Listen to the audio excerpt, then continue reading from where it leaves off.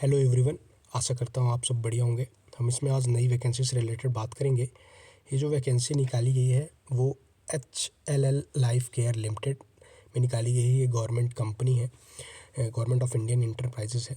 यहाँ पे ये वैकेंसी निकाली गई है। इसके बारे में हम डिटेल में बात करेंगे कि आपको कैसे अप्लाई करना है, एजुकेशन क्वालिफिकेशन क्या मांगा गया है, सब कुछ। अगर ये इन्फॉर्मेशन आपको अच्छी लगे तो इस वीडियो को लाइक करिएगा और चैनल को सब्सक्राइब करिएगा। ये जो वैकेंसी HLL में निकाली गई है, इसमें आपका जो एग्ज़ाम होगा वो होगा CVT टेस्ट होगा, मतलब कंप्यूटर बेस्ड टेस्ट होगा, और मल्टीपल स्टेज का आपका इंटरव्यू कंडक्ट किया जाएगा।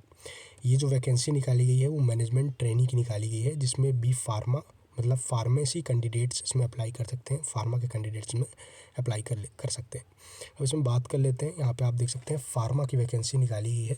नंबर ऑफ़ वैकेंसीज़ की बात करें तो 6 वैकेंसीज़ इसमें दी है। आपके पास बी फार्मा है तो आप इसमें अप्लाई कर सकते हैं। 65% से आपका बी फार्मा अगर है तो आप इसमें अप्लाई कर सकते हैं। फुल टाइम बी फार्मा आपके पास ग्रेजुएशन होना चाहिए। इस नंबर ऑफ़ पोस्ट जो है वो 6 इसमें दिया गया है। अब इसमें बात कर लेते हैं मिनिमम क्वालिफ़िकेशन मार्क्स क्या है। जनरल कैंडिडेट्स के लिए इसमें मिनिमम जो क्वालिफ़िकेशन रखा गया है वो रखा गया है 65।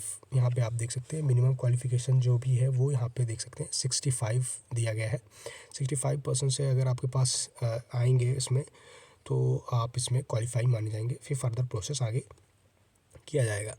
अब इसमें बात कर लेते हैं कि नंबर ऑफ़ वैकेंसीज़ किस हिसाब से निकाली गई हैं। यहाँ पे आप देख सकते हैं वैकेंसीज़ की अगर हम बात करें तो अनरिजर्व के लिए यहाँ पे जो है रिजर्वेशन के हिसाब से यहाँ पे आप देख सकते हैं नंबर ऑफ़ पोस्ट जो है वो टोटल फार्मासिस्ट के लिए 6 है। लेकिन जो इसमें PDF में जो दिया गया ऑफिशियल PDF इन्फॉर्मेशन जो दी गई है इसमें अनरिजर्व के लिए 14, मतलब वो टोटल वैकेंसीज़ के हिसाब से निकाला गया है। यहाँ पे टोटल 40 वैकेंसीज, इसमें 14 वैकेंसी जो है वो अनरिजर्व की है। SC की 6, ST की 3, OBC NCL की 11, EWS की 4 और PWD की 2 और टोटल 40 पोस्ट इसमें निकाली गई है। इसी 40 पोस्ट के अंदर ही आपकी फार्मेसी की भी वैकेंसीज़ हैं, वो उनका कैलकुलेशन है। ये इन्फॉर्मेशन इसमें दी गई है। एज लिमिट जो है इसमें हम देख लेते हैं तो एज लिमिट जो है आपकी वो 27 ईयर इसमें एज लिमिट जो है वो दी गई है। रिजर्वेशन जो है वो इंडियन गवर्नमेंट के नॉर्म्स के थ्रू आपको दिया जाएगा। इसमें ऑल इंडिया कैंडिडेट जो है इसमें अप्लाई कर सकते हैं।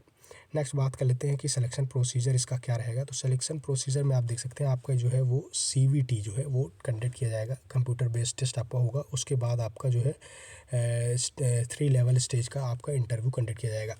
CVT की अगर हम यहाँ पे बात कर लें तो 90 मिनट्स आपको जो है वो दिए जाएंगे एग्ज़ाम के लिए। नंबर ऑफ़ क्वेश्चंस जो है वो 100 रहेंगे। यहाँ पे पार्ट 1 और पार्ट 2 का एग्ज़ाम होगा।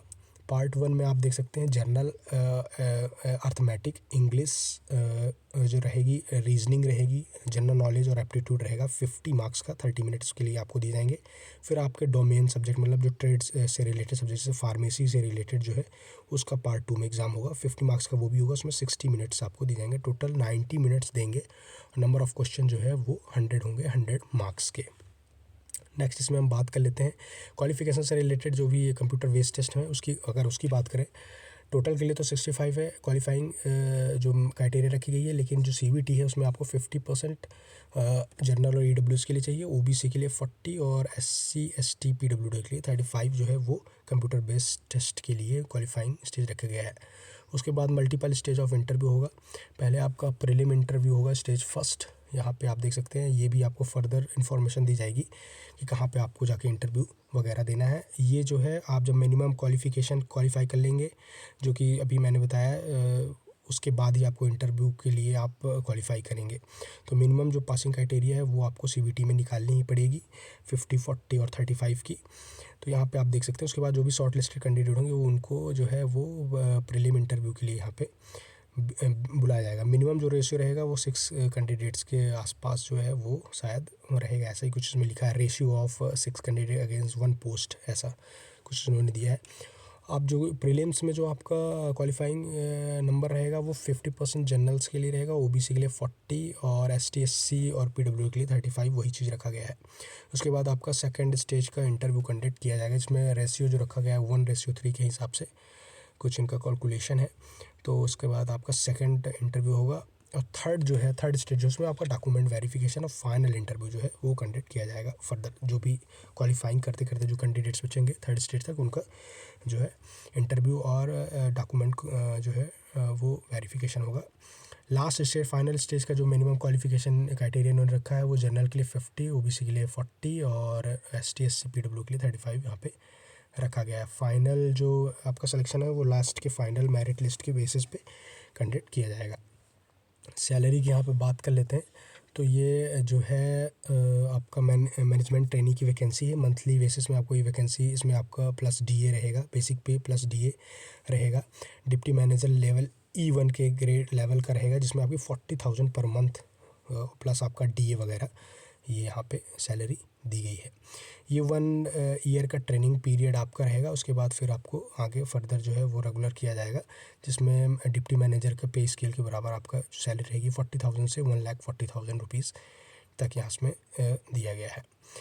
जो एप्लीकेशन फ़ीस जो है जो इसमें रखा गया है, एप्लीकेशन फ़ीस की अगर हम बात कर लें तो जनरल और ओबीसी कैंडिडेट्स के लिए और ईडब्ल्यूएस के लिए जो है वो 1,000 रुपीज़ फ़ीस रखी गई है, जो कि रिफ़ंड नहीं की जाएगी, नॉन रिफ़ंडेबल है, रिफ़ंड नहीं की जाएगी। बाकी एसटी और एससी पीडब्ल्यू के डेट के कैंडिडेट्स के लिए इसमें मतलब कोई फ़ीस नहीं है।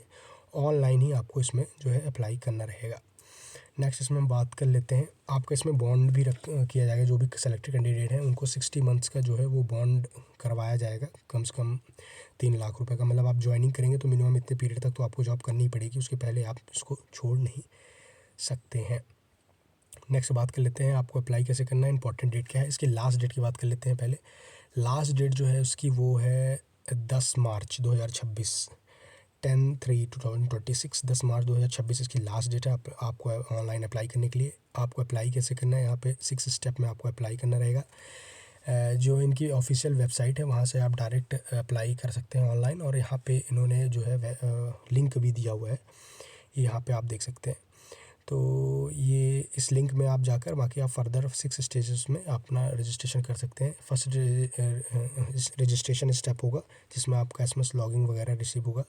फिर उसके बाद पूरी डेमोग्राफी की डिटेल आपको फिल करना पड़ेगा। फिर उसके बाद एजुकेशन क्वालिफिकेशन और वर्क एक्सपीरियंस से रिलेटेड आपको फिल करना पड़ेगा। फिर अपने डॉक्यूमेंट्स वगैरह आपको अपलोड करने पड़ेंगे।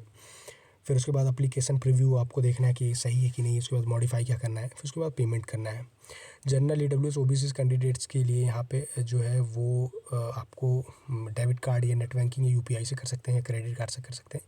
इसमें जो रुपीज़ दी गई है वो 1,180 रुपीज़ रखा है। इसमें जीएसटी वगैरह सब कुछ मिला के है। बाकी एसटी और एससी कैंडिडेट्स के लिए एग्जम्प्टेड है, कोई फ़ीस इसमें नहीं लगेगी। अगर ये इन्फॉर्मेशन आपको अच्छी लगी तो इस वीडियो को लाइक करिएगा। फर्दर जो भी इन्फॉर्मेशन है आप कमेंट कर सकते हैं। मैं ये पीडीएफ जो आपको टेलीग्राम चैनल दे दूँगा, आप वहाँ से डायरेक्ट डाउनलोड करके देख भी सकते हैं, एक बार अच्छे से गो थ्रू कर सकते हैं। फर्दर क्लैरिफिकेशन के लिए आप उनको मेल भी कर सकते हैं कि अगर कोई भी आपको कन्फ्यूजन हो उससे रिलेटेड। तो अगर ये इन्फॉर्मेशन आपको अच्छी लगी तो इस वीडियो को लाइक करिएगा और चैनल को सब्सक्राइब करिएगा। Thank you.